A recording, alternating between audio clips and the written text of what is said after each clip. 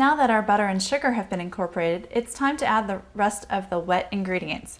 And that's going to be 1 teaspoon of vanilla. Just want to measure that out, and that smells really good. Nice, strong vanilla flavor.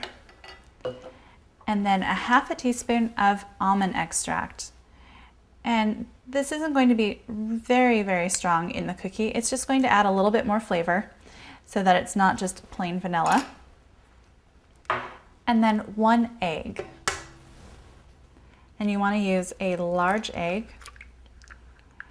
And then we're going to, once again, slowly start our mixer. We don't want it to splatter any eggs.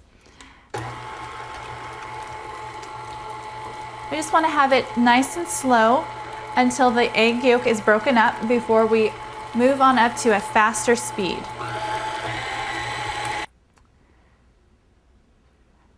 Now the egg and butter mixture is a little bit lumpy. So what we're going to do is scrape down the bowl and the beater. We want to make sure that the butter gets fully incorporated, which right now there's tons of butter on the sides of the mixing bowl. You want to scrape that all down before turning the mixer back on to beat some more.